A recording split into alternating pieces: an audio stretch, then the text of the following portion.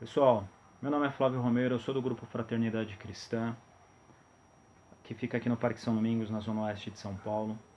E hoje eu tinha um compromisso de administrar ou de facilitar a 7ª aula da Escola de Aprendizes do Evangelho, que é um programa da Aliança Espírita Evangélica. O tema dessa aula é Missão Planetária de Moisés e a Preparação dos Hebreus no Deserto.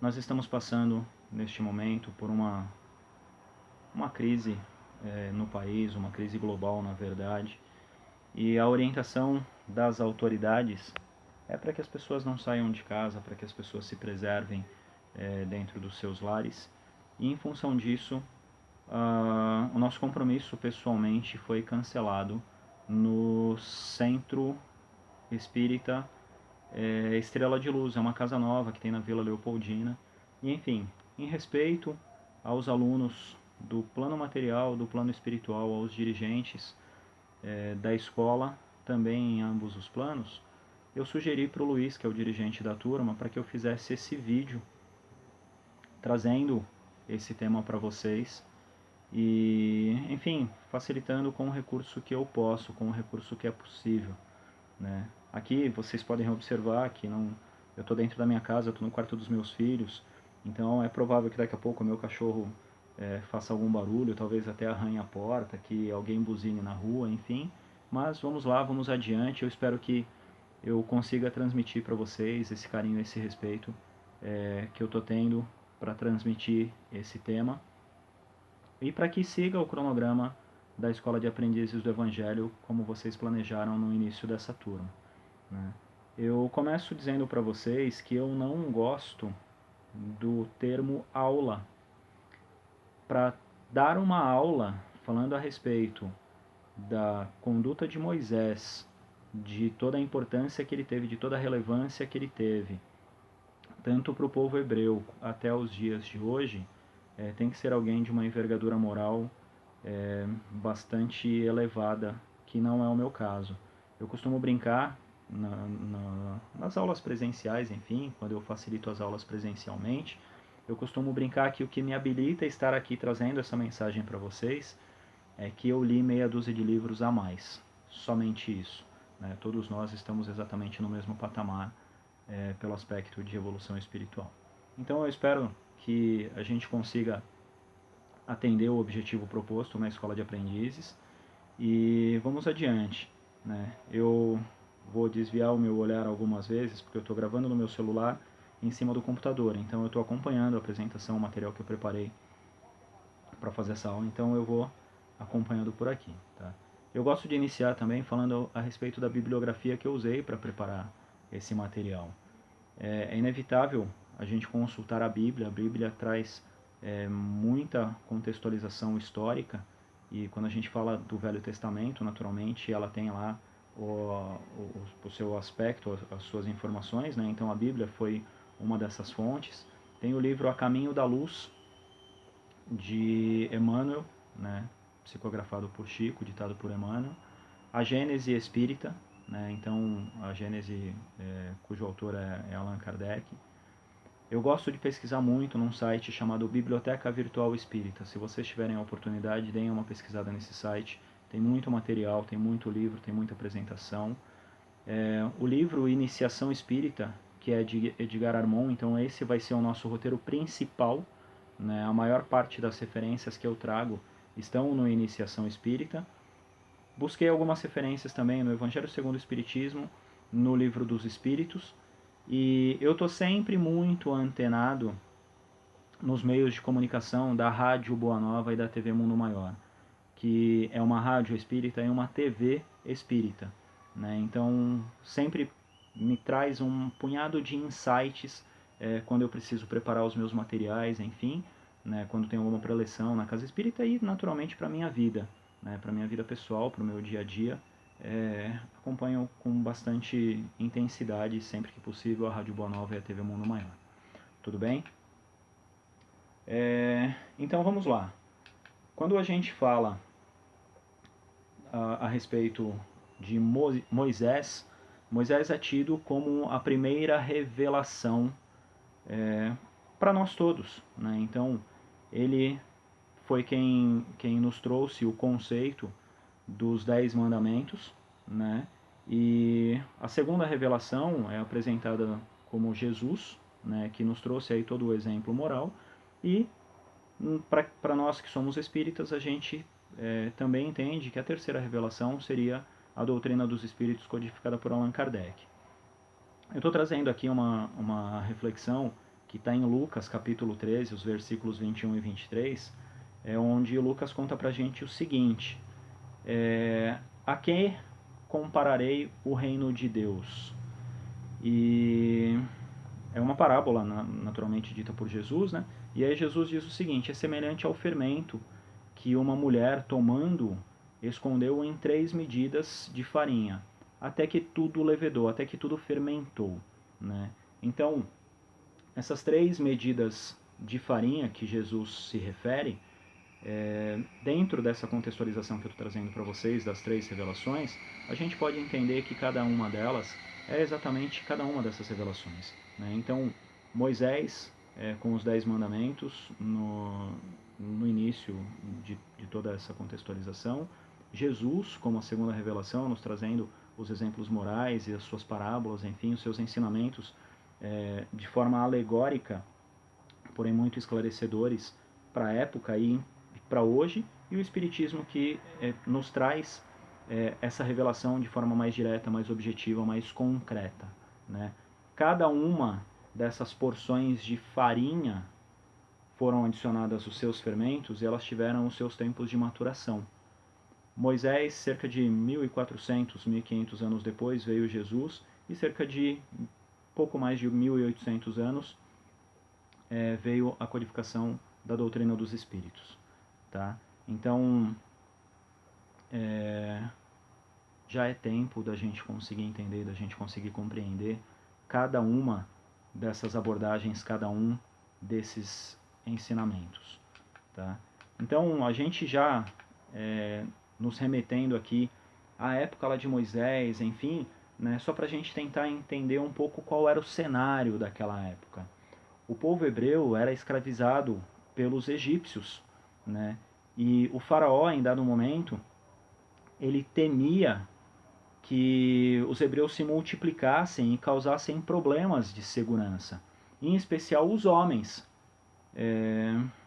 O receio era que os homens fossem nascendo e em determinado tempo fosse um volume tão grande e que combatesse o Egito, né, que era o povo que escravizava os hebreus. E ele, em determinado ponto, ele falou o seguinte: olha, todos os homens que nascerem a partir de agora devem ser mortos afogados no rio Nilo. O povo hebreu, a gente já viu isso um pouquinho para trás, ele era dividido nas 12 tribos, né? São as chamadas 12 tribos de Israel. E uma dessas tribos, a critério lá do faraó, ele trouxe, entre aspas, para mais perto dele, e essa tribo, é a tribo de Levi, ela tinha algumas regalias, né? Então, os hebreus da tribo de Levi, eles tinham ali algumas regalias com o consentimento do faraó. Tudo bem? E essa tribo, na verdade, ela passou a ser uma tribo até agressiva com as outras 11 tribos, né? O culto do Deus único, que é um culto originário do povo hebreu, ele era proibido. Então, os egípcios, eles eram os escravizadores, podemos dizer assim, né? Eles cultuavam vários deuses, e o povo hebreu cultuava um Deus único. E essa talvez seja uma das mais importantes mensagens que a gente tem que tirar dessa história. Porque nessa época surgiu o conceito do Deus único e a gente traz esse conceito, esse entendimento, esse aprendizado até os dias de hoje. Tá? Então, tá aí talvez a principal e grande importância do povo hebreu. E o o culto do Deus único ele era proibido, e o povo hebreu, como era escravizado, eles tinham muita limitação para transmitir os seus conhecimentos entre as gerações. E aí, só para a gente ter um entendimento, né, a palavra Torá, que é um dos livros sagrados dos hebreus, um dos livros sagrados dos judeus, ela traz como, numa tradução livre, como ensino oral. Então, para a gente entender como os ensinamentos eram passados de gerações para gerações através do ensino oral, né? E desses ensinos foi onde surgiu o livro chamado Torá. Os hebreus, eles passavam esse ensinamento de geração para geração e eles iam para as cavernas para ensinar as novas gerações, para que eles pudessem memorizar esses ensinamentos, esses conceitos que eram trazidos através desse povo, né? E aí, dentro de toda essa história, tinha um casal, Amram, talvez eu não pronuncie da maneira correta, tudo bem? Mas Amram e Jocabel. E ela estava grávida, e o marido, né, com medo da determinação do faraó, com medo que o seu filho fosse também assassinado, fosse morto afogado no rio Nilo, ele lá nas suas preces, né, eles foram orientados pelo plano espiritual. E foi trazido para eles como uma revelação que eles tinham sim uma missão e que aquele espírito que estava prestes a reencarnar, ele tinha uma missão no plano terreno, né? Após o nascimento de Moisés, Moisés ficou por 3 meses escondido na casa lá da família, enfim, até que em dado momento, a mãe, muito preocupada para que o filho dela não fosse assassinado, ela teve a ideia de colocar ele em um cesto e colocá-lo no rio Nilo. A irmã de Moisés, ela foi monitorando aquele cesto para ver qual seria o trajeto dele, e Termutes, que era filha do faraó Ramsés II, ela encontrou esse cesto com Moisés dentro dele, né? E aqui só uma curiosidade, o cesto que carrega o bebê, que a gente chama hoje, que a gente conhece hoje por Moisés, vem exatamente dessa história, tá? Então Moisés foi salvo por Termutes, e a Miriam, como ela estava acompanhando a trajetória desse cesto dentro do rio, ela se aproximou, né, como se ela não soubesse de nada, ela se aproximou para tentar entender ali, nossa, o que é isso, uma criança e tal, não sei o que, né? E ela sugeriu para a filha do faraó que ela conseguisse uma ama de leite para alimentar aquele bebê, já que a Termutes ela não tinha muito ali como alimentar essa criança de forma natural, enfim, né?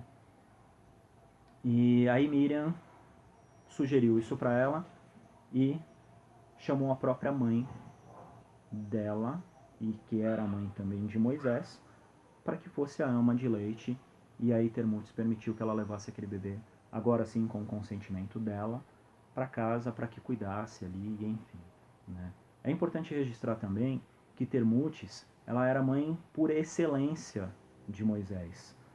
Ela cuidou dele dentro do palácio, né, com toda a estrutura, com todas as regalias, a gente pode dizer, que o povo egípcio tinha. Porém, Moisés era um hebreu e isso sempre ficou muito claro para ele, né? Uma outra curiosidade, Moisés significa vindo da água, né? Ou encontrado na água, alguma coisinha. Tudo bem? A educação que Moisés teve foi uma educação muito muito completa para a época, porque ele estava sendo criado e educado dentro da casa do faraó. Ele tinha ali, em dado momento, a informação de que ele era um espírito missionário e que a grande missão dele era libertar o povo hebreu da escravidão que eles estavam vivendo pelo povo egípcio, né?